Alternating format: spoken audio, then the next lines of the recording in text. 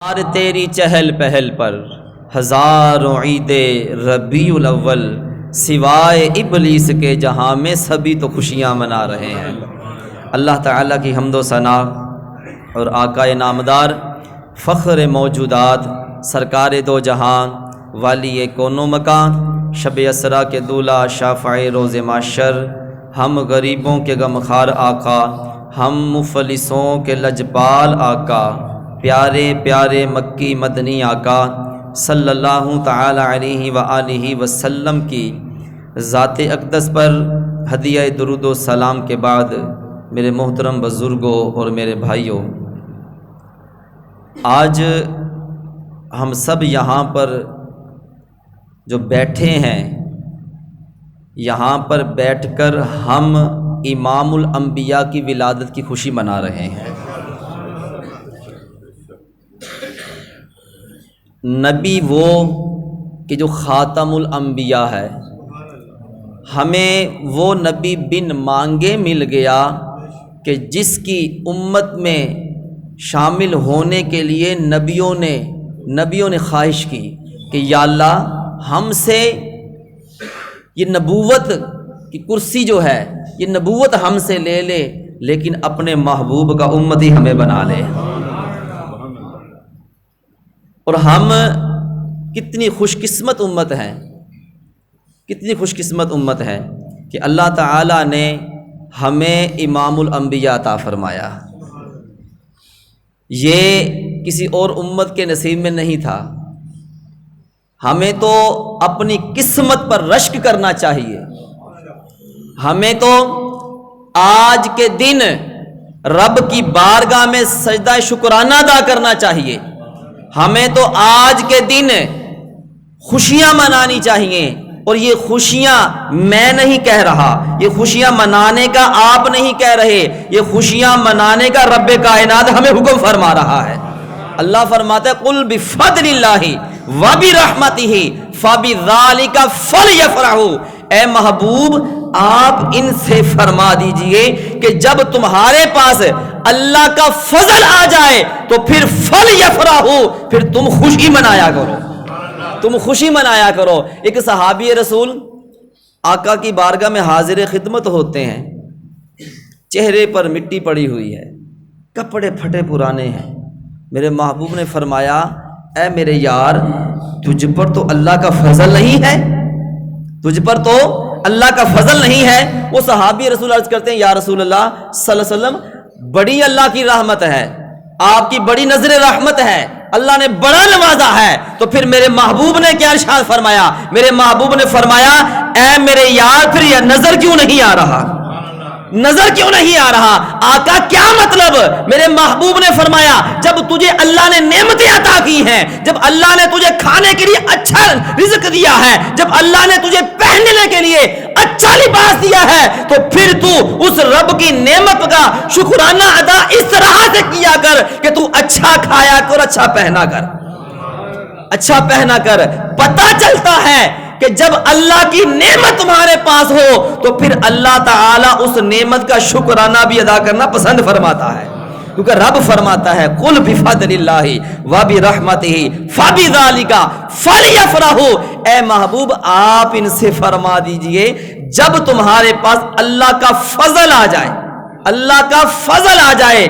مجھے کسی اور کا تو پتہ نہیں ہے، میں اپنی بات کرتا ہوں کہ اس دنیا کائنات کے اندر سب سے بڑا فضل کیا ہے؟ وہ سب سے بڑا فضل یہی ہے کہ اللہ نے ہمیں امام الانبیاء عطا فرما دیا ہے۔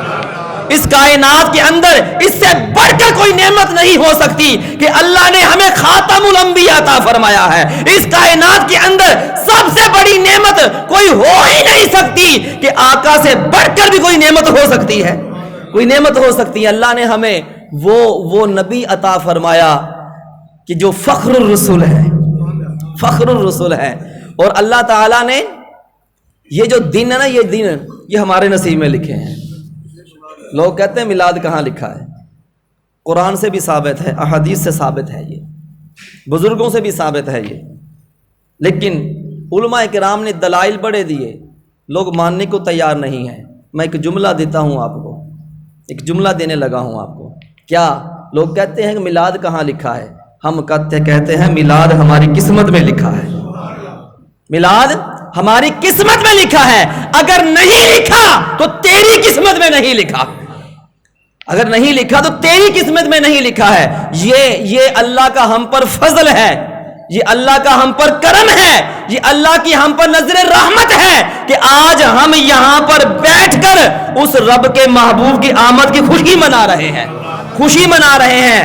وہ نبی کہ جس کو رب فرماتا ہے کہ وما ارسلناک الا رحمت للعالمین، اے محبوب ہم نے آپ کو تمام جہانوں کے لیے رحمت بنا کر بھیجا ہے۔ یہ میں نہیں کہہ رہا، رب کا قرآن ہمیں بتا رہا ہے کہ اے محبوب ہم نے آپ کو تمام جہانوں کے لیے رحمت بنا کر بھیجا ہے۔ دو عالم کی رحمت تھی، دو عالم کی رحمت تھی، جہاں چاہتے وہیں رہتے۔ یہ تو ان کی مہربانی ہے کہ یہ عالم پسند آیا، یہ تو ان کی مہربانی ہے کہ یہ عالم پسند آیا۔ کون دیتا ہے؟ کون دیتا ہے کسی کو محبوب اپنا؟ کون دیتا ہے کسی کو محبوب اپنا؟ نہ جانے رب نے یہ کیسے گوارا کیا۔ یار کوئی اپنا محبوب دیتا ہے؟ نہیں دیتا۔ یہاں تک کہ یار کے نظریں جو سی ہوتی ہیں، یار کے چہرے پر کوئی غلط نظر ڈال دے تو دوسرا یار جس سے محبت ہوتی ہے وہ برداشت نہیں کرتا۔ قربان جاؤں اے مالک تیری قدرت پر کہ تو نے جو ہے ہمیں اپنا محبوب عطا فرما دیا، ہمیں اپنا محبوب عطا فرما دیا، تو پھر ہم کیوں نہ رش کریں، کیوں نہ ہم خوشیاں منائیں اس نبی کی آمد پر کہ اللہ نے ہمیں نبی بھی عطا فرمایا ہے تو امام الانبیاء عطا فرمایا ہے، امام الانبیاء عطا فرمایا ہے۔ اللہ تعالیٰ نے قرآن میں ارشاد فرمایا وَرَفَعْنَا لَكَ ذِكْرَكَ، اے محبوب ہم نے آپ کے ذکر کو آپ کے لیے بلند کر دیا۔ اب جس کے ذکر کو رب بلند فرما رہا ہے، کون ہے جو اس کے ذکر کو کم کر سکتا ہے؟ ذکر بلند کرنے والا کون ہے؟ رب ہے۔ اور رب فرماتا ہے وَلَلْآخِرَةُ خَيْرٌ لَكَ مِنَ الْأُولَىٰ، اے محبوب آنے والی ہر گھڑی جو ہے تیرے لیے جو ہے بہتری والی گھڑی ہے، زیادہ سے زیادہ تیرا ذکر ہوگا۔ اللہ تعالیٰ نے وہ نبی ہمیں عطا فرمایا ہے، وہ نبی ہمیں عطا کیا، اس نبی کی آمد کی خوشیاں خوب خوب منانی چاہیے، خوب خوب منانی چاہیے۔ وہ نبی کی، اس نبی کی جب آمد ہوئی، اس نبی کی جب آمد ہوئی پہلے بیٹیوں کو زندہ درگور کر دیا جاتا تھا۔ لوگ کہتے ہیں میلاد کس کو منانا چاہیے، کس کو منانا چاہیے؟ میں بتاتا ہوں کہ آپ کو کہ میلاد کس کو منانا چاہیے۔ میلاد ہر اس بیٹی کو منانا چاہیے کہ میرے نبی کی آمد سے پہلے بیٹیوں کو زندہ درگور کر دیا جاتا تھا۔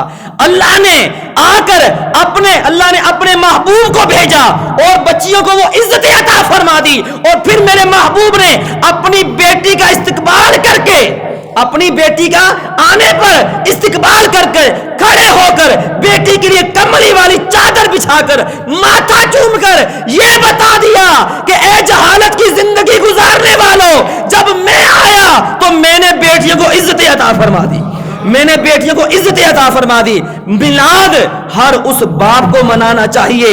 پہلے کے دور کے اندر آقا کی ولادت سے پہلے باپ کے گلے کے اندر صافہ ڈال کر جو ہے باہر پھینک دیا جاتا تھا، باہر بیچ دیا جاتا تھا۔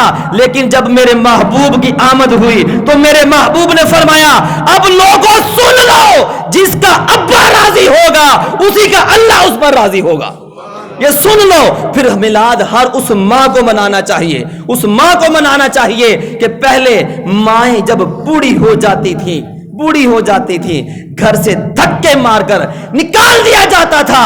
میرے نبی کی آمد ہوئی، میرے نبی نے جنت سدرۃ المنتہا کے قریب ہے، میرے نبی کی جب آمد ہوئی جنت سدرۃ المنتہا کے قریب ہے، میرے نبی نے فرمایا اے میری امت، اے مجھ سے پیار کرنے والوں، اے میری آمد کے خوشیاں منانے والوں، سن لو جنت سدرۃ المنتہا کے قریب تھی، میں نے جنت کو کھینچ کر ماں کے قدموں کے نیچے رکھ دیا، میں نے جنت کو کھینچ کر ماں کے قدموں کے نیچے رکھ دیا۔ میلاد کس کو منانا چاہیے؟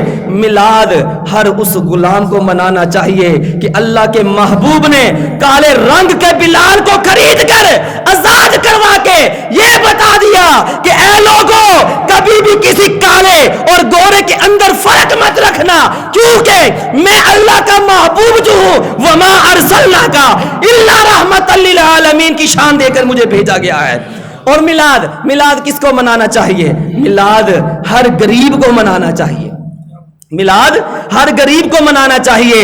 لوگوں، ہم اس نبی کے میلاد کی خوشی کیوں نہ منائیں کہ میرے محبوب نے فرمایا کہ جب میں جنت میں جاؤں گا میرے دائیں بھی غریب ہوں گے، میرے بائیں بھی غریب ہوں گے، میرے سامنے بھی غریب ہوں گے، میرے آگے بھی غریب ہوں گے۔ اے لوگوں سن لو، امیر 500 سال تک ویٹنگ لسٹ میں کھڑے رہیں گے۔ امیر 500 سال تک ویٹنگ لسٹ میں کھڑے رہیں گے۔ اے میرا میلاد منانے والوں، اے غریبوں سن لو، امیر 500 سال تک ویٹنگ لسٹ میں کھڑے رہیں گے اور غریب میرے ساتھ 500 سال پہلے ہمیں سے جنت میں داخل ہو جائیں گے۔ 500 سال پہلے۔ اللہ یا رسول اللہ، مرحبا مرحبا مرحبا مرحبا یا رسول اللہ یا نبی۔ کہ میلاد ہر غریب کو منانا چاہیے کہ اللہ کے محبوب نے غریب کو شان عطا فرمائی ہے۔ اے غریبوں کو نیچا سمجھنے والوں، اے اپنی قوم کے اوپر اترانے والوں کہ ہم فلاں قوم سے ہیں، ہم فلاں قوم سے ہیں، رب کے محبوب نے ہمیں نماز کا تحفہ لا کے شب معراج، نماز کا تحفہ لا کے ہمیں دے دیا اور یہ فرق ختم کر دیا کہ ایک ہی صف میں کھڑے ہو گئے محمود و ایاز، ایک ہی صف میں کھڑے ہو گئے محمود و ایاز، نہ کوئی بندہ رہا نہ کوئی بندہ نواز۔ یہ میری نبی کی آمد کا یہ سلسلہ ہے، یہ اس نبی کی آمد کی برکتیں ہیں کہ غریبوں کو عزتیں مل گئی۔ امیروں کو تو ہر کوئی عزت دیتا ہے، امیروں کو تو ہر کوئی گلے لگاتا ہے، لیکن قربان جا اس محبوب کی شان کے اوپر کہ جس نے آ کر غریبوں کو سینے سے لگایا، کہ جس نے آ کے غریبوں کو سینے سے لگایا۔ ایک یتیم بچہ میرے محبوب نے فرمایا جو کسی یتیم کی کفالت کرتا ہے جنت میں میرے ساتھ اس طرح سے ہوگا۔ ہر یتیم کو میلاد منانا چاہیے، ہر مسکین کو میلاد منانا چاہیے، ہر فقیر کو میلاد منانا چاہیے۔ اب یتیم میلاد کیوں نہ منائے؟ یہ شان یتیم کو کس نے دی ہے؟ یہ کس کا فرمان ہے کہ جنت میں میرے ساتھ اس طرح سے ہوگا؟ یہ اسی میلاد والے نبی کا فرمان ہے، نبی کا فرمان ہے۔ ایک یتیم بچہ اپنی ماں کا پھٹا ہوا لباس دیکھ کر اپنے رشتہ داروں کے پاس جاتا ہے۔ میں بتا رہا ہوں کہ میلاد کیوں نہیں منانا چاہیے ہمیں۔ میلاد ہماری نس نس میں ہونا چاہیے۔ میلاد آقا کی ولادت کی خوشی کی تربیت ہمیں اپنے بچوں کی کرنی چاہیے، اپنے بچوں کے دلوں کے اندر عشق محبوب کو اجاگر کرنا چاہیے۔ وہ اجاگر کس طرح سے ہوگا؟ جب آپ اپنے بچوں کے سامنے اللہ کے محبوب کی عظمت بیان کریں گے، اللہ کے محبوب کی شان بیان کریں گے، اللہ کے محبوب کی رفعت بیان کریں گے۔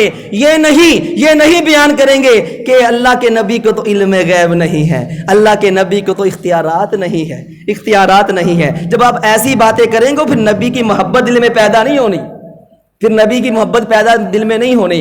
ایک بندہ ہے، وہ کوئی چیز بناتا ہے، موبائل ہی لے لیں آپ، وہ کمپنی موبائل بناتی ہے، ایک پرفارما دیتی ہے کہ اس موبائل کے اندر یہ فضائل ہیں، اس کا کیمرہ بڑا اچھا ہے، اس کی میموری بڑی اچھی ہے، یہ زوم بڑا اچھا دیتا ہے، اس کی آواز بڑی زبردست ہے، اس کی ریکارڈنگ بڑی زبردست ہے، تبھی کوئی موبائل لے گا نا، تبھی کوئی موبائل لے گا۔ اب کمپنی والا بندہ جاتا ہے یار یہ موبائل لے لے لیکن اس کے فنکشن جو سے ہیں نا فلاں موبائل سے ہلکے ہیں، اس کا کیمرہ بھی ٹھیک نہیں ہے، اس کا رزلٹ ٹھیک نہیں آئے گا، اس کی جو ریکارڈنگ ہے وہ بھی ٹھیک نہیں ہے، ویڈیو بھی صحیح نہیں بناتا، بتائیں وہ موبائل کوئی لے لے گا؟ جب آپ کسی غیر مسلم کے پاس جائیں گے وہاں پر جا کر اپنے نبی کی تعریف بیان کریں گے تو پھر ہی وہ کلمہ قبول کرے گا نا۔ جب آپ اس کے سامنے کھڑے ہو کہیں گے ہاں اللہ نے نبی بنا کر بھیجا لیکن اس کو علم غیب نہیں ہے، اللہ نے اس کو خزانہ کی چابیاں دے کر نہیں بھیجی، اللہ نے ان کو جو انسان اختیارات نہیں دیے تو پھر وہ کیا کلمہ قبول کرے گا, کیا کلمہ پڑھے گا؟ یتیم بچہ, آخری بات کر رہا ہوں, یتیم بچہ اپنے رشتہ داروں کے پاس جاتا ہے, جا کر عرض کرتا ہے, اپنے چاچوں سے کہتا ہے جا کر, چچا جی میرے اماں کا لباس پھٹا ہوا ہے, میری اماں کا لباس پھٹا ہوا, مجھے کوئی چادر, کوئی کپڑا, کوئی لباس دے دو تاکہ میں اپنی ماں کے جسم کو ڈھانپ لوں. رشتہ دار دھتکار دیتے ہیں, دھکے مار کے بھگا دیتے ہیں. بچہ روتا ہوا جا رہا ہوتا ہے, راستے میں آقا کا ایک یار مل جاتا ہے, آقا کا یار مل جاتا ہے. وہ پوچھتا ہے بیٹا کیا مسئلہ ہے, کیا بات ہے, رو کیوں رہے ہیں؟ بچہ کہتا ہے میرے رشتہ داروں نے میری نہیں سنی تو آپ تو پھر گئے رہے, آپ میری کیا سنیں گے؟ وہ اللہ کے محبوب کا یار کہتا ہے بیٹا بتاؤ مسئلہ کیا ہے, پریشانی کیا ہے؟ وہ کہتا ہے کہ اپنا بزرگوں کہ میری ماں کا لباس پھٹا ہوا ہے, مجھے لباس چاہیے. رشتہ داروں کے پاس گیا, چچا کے پاس گیا, رشتہ داروں نے دھکے دے کر باہر نکال دیا, مجھے لباس نہیں دیا. محبوب کا یار کہتا ہے جاؤ مسجد نبوی کے صحن کے اندر اللہ کا محبوب بیٹھا ہے, جو بھی وہاں پر جاتا ہے خالی ہاتھ نہیں آتا, جو بھی وہاں پر جاتا ہے خالی ہاتھ نہیں آتا. بچہ آقا کی بارگاہ میں جانے سے پہلے اپنی ماں کے پاس جاتا ہے اور جا کر کہتا ہے ماں میں رشتہ داروں کے پاس گیا, مجھے کسی نے لباس نہیں دیا, دھکے مار کر بھگا دیا. راستے میں اللہ کے نبی کا ایک یار ملا ہے, وہ کہتا ہے جو بھی اس کے در پر جاتا ہے خالی ہاتھ نہیں آتا, جو بھی اس کے در پر جاتا ہے خالی ہاتھ نہیں جاتا. ماں کہتی ہے بیٹا وہاں مت جانا, جو بھی اس کے چہرے کو دیکھ لیتا ہے اپنا مذہب چھوڑ دیتا ہے, مذہب چھوڑ دیتا ہے. بیٹا کہتا ہے ماں تو پریشان نہ ہو, میں تیرا لباس بھی لے کر آؤں گا اور اپنے مذہب کو بھی نہیں چھوڑوں گا, مذہب کو بھی نہیں چھوڑوں گا. ماں کہتی بیٹا دھیان سے جانا ذرا. بچہ چلا جاتا ہے اور جا کر آقا کو عرض کرتا ہے اب میں ٹھیک ہے آپ اللہ کے نبی ہیں لیکن میں آپ کا کلمہ کوئی نہیں پڑھنا, میں نے کلمہ میں نے نہیں پڑھنا, میری مجبوری یہ ہے کہ میں رشتہ داروں کے پاس گیا, میری ماں کا لباس پھٹا ہوا ہے, مجھے کوئی چادر کوئی لباس دے دے میرا کام ہو جائے, باقی میں نے کلمہ نہیں پڑھنا. میرے محبوب نے رحمت والا ہاتھ, ہائے ہائے شفقت والا ہاتھ, ید اللہ فوق ایدیہم, رب فرماتا ہے اے محبوب یہ ہاتھ تیرے نہیں ہے, یہ میرے اللہ, مجھے اللہ کے ہاتھ ہے. وہ ہاتھ رحمت والے ہاتھ اس بچے کے اوپر پھیرے اور کملی والی چادر اتار کر اس بچے کو دے دی, اس بچے کو دے دی. بچہ بڑا خوش ہوا کہ واہ بھائی واہ میرا مذہب بھی بچ گیا, مجھے چادر بھی مل گئی, اب میں اپنی ماں کے جسم کو ڈھانپ لوں گا جا کر. بچہ چادر لیتا ہے, ماں کے پاس چلا جاتا ہے. اس کو کیا پتا کہ تیرے اندر کی کیفیت بدلنے والی ہے, اب کیفیت بدلنے والی ہے. ماں کے پاس جا کر ماں لیٹی ہوتی ہے, ماں کے اوپر وہ کملی والی رحمت والی چادر ڈال دیتا ہے اور ماں کے اوپر جب رحمت والی چادر جاتی ہے اندر کی دل کی کیفیت ہی چینج ہو جاتی ہے, کیفیت ہی چینج ہو جاتی ہے. ماں کہتی ہے بیٹا بتا اس اللہ کے نبی نے تجھے کیا کہا؟ وہ بچہ کہتا ہے ماں میں وہاں پر گیا, میں نے جا کر کہا کہ آپ مانتے ہیں اللہ کا نبی ہے لیکن میں کلمہ نہیں پڑھوں گا, میں مذہب نہیں چھوڑوں گا, مجھے اپنی ماں کا جسم ڈھانپنے کے لیے کوئی کپڑا چاہیے, چادر چاہیے, لباس چاہیے.